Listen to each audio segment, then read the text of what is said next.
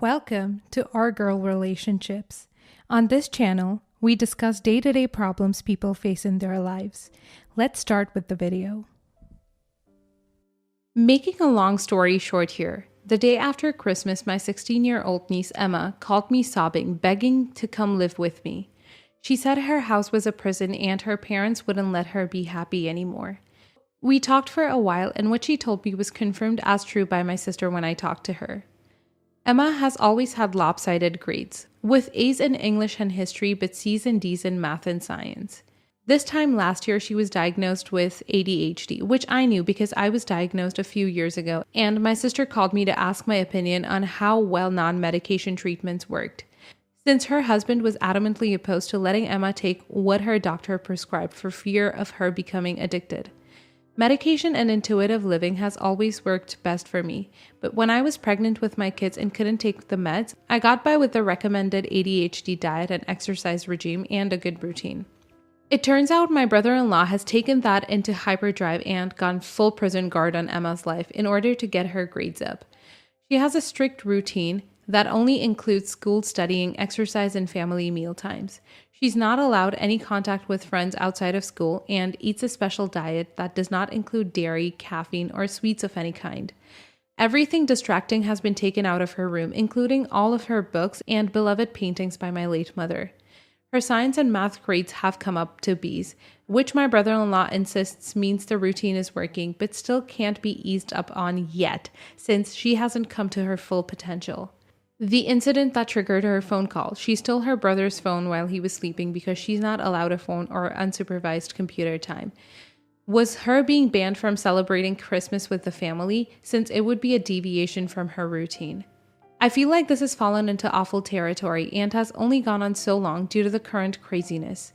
I got my sister on the phone and she broke down crying, saying that she's begged her husband to ease up, but that openly instituting a lighter set of rules or telling Emma to ignore him will absolutely lead to a divorce. She says she's weighed the options, and since her husband would definitely get 50-50 custody of the kids, spurring a divorce to get Emma out of brother-in-law's rules half the time for the next 2.5 years of school isn't worth the kids being into a broken home and losing her kids half the time, especially with the other two still just 13 and 10. She said she'd work on him. But according to my nephew, my brother-in-law has been even harder on Emma since he found out we talked. I think CPS and the school need to be aware of this, but my dad says it's not against the law to be strict, and my husband says I would be wasting resources calling them since it's not serious enough for the courts to get involved.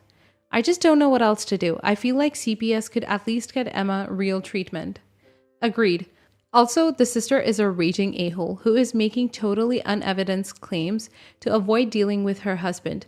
First, she says she can't stop her husband traumatizing her daughter because he'll divorce her. Well, that's not certain. He might actually choose the marriage over continuing this behavior if forced to choose, but she's definitely picking her husband over her daughter. Then, she says he'll get 50-50 custody. She has no evidence for this and the kids. Definitely the older two are old enough to tell a judge what they want. In addition, she has evidence of him being cruel and emotionally abusive to his daughter and refusing medication for her. Unless they got a particularly crappy judge and she got lousy representation, it's unlikely a judge would award significant custody to the dad. Not the a-hole, but OP, you might have more luck having a come-to-Jesus moment with your sister than with CPS. Alternatively, are you able to take your niece in? Not the a-hole. This does feel abusive to me, but I'm unsure CPS can or will do anything. Can Emma talk to a therapist or a guidance counselor? It may take third-party non-family intervention by a specialist for your brother-in-law to see what he's doing here is actually harmful. Emma isn't allowed any outside contact. Maybe I was unclear in my post. My sister said they haven't been able to keep a therapist for her because the two they've already tried wouldn't let her husband run the sessions, so he fired them. He listens in on all Emma's school calls and takes her laptop back at the end of the school day so he can make sure she's not deviating from her routine and talking to friends. She has no way to reach out to a guidance counselor or a teacher. That's what really worries me and makes me think a call to CPS is warranted. Being strict is one thing, but keeping a 16-year-old completely isolated and unable to advocate for herself seems like it rises to the level that a social worker could intervene and potentially force my brother-in-law to ease back somehow.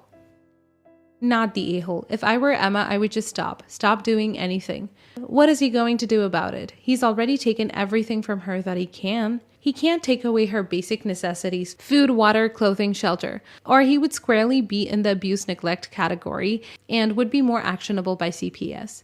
The reason he's so forceful is because it's working, so he feels justified and empowered to do more to push her to perform.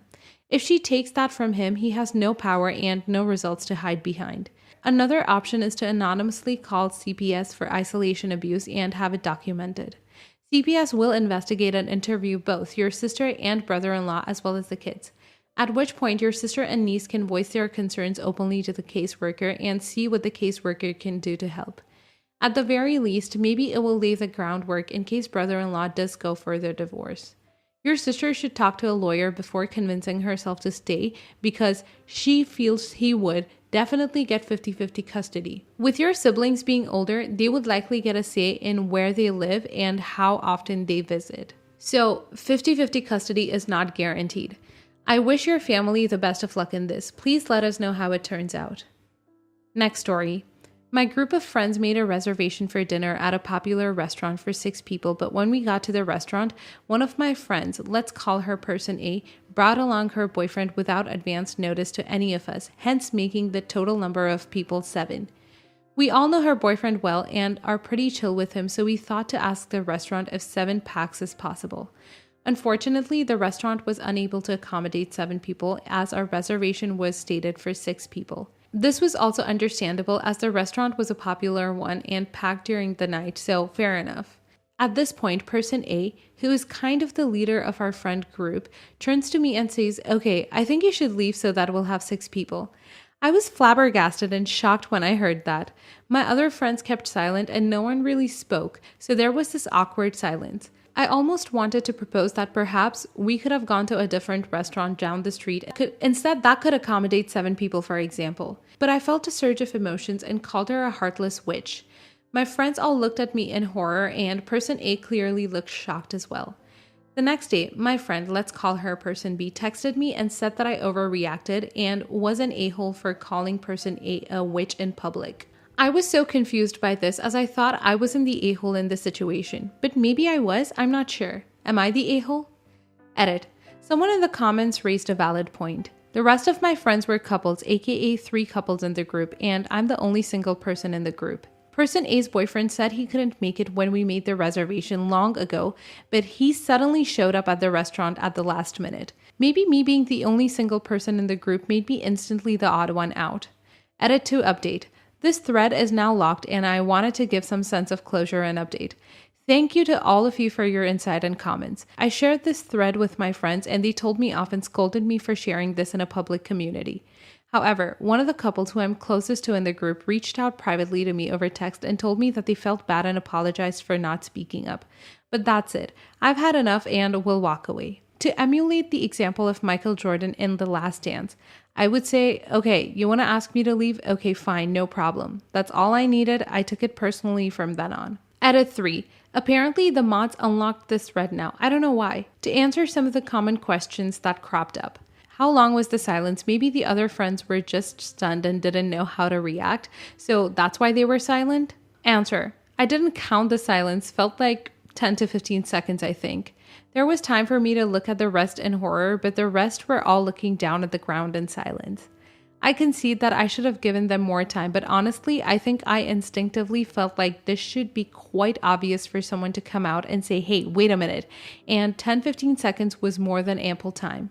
I also concede the possibility that the others may be stunned and didn't know what to do, but their subsequent conduct proved otherwise. See person B's conduct or how the group reacted when I showed them the thread. Maybe except for the couple who reached out to me. 2. Why is there a leader of the group? Are you guys in high school? Answer. No, we are all in college and met in college. Not childhood friends or anything like that. God forbid that my childhood friends treat me like that, haha, cause that would blow my mind. I can't even imagine. As for the leader, what I meant is our group is big and there's always going to be a natural, more dominant, de facto pseudo leader that takes the initiative, etc. Whether it's organizing meetups or touching base with everyone and being the glue of the group, so to speak. 3. Did you walk out or who walked you out? Not clear from your post. Answer. Apologies for not being clear. Yes, I walked out of the dinner after calling person A witch. 4. Why did you call her a witch? Under no circumstances should it be right to name call. Answer. I agree upon hindsight that it may be over the top, but it was in the heat of the moment and out of character for me. Friends who know me know that I'm usually the studious and quiet type. Maybe I chalk it down to being human and getting emotions get the better of me in the heat of the moment. 5. Why did you not defend yourself or voice your opinion or question why person A is asking me to leave?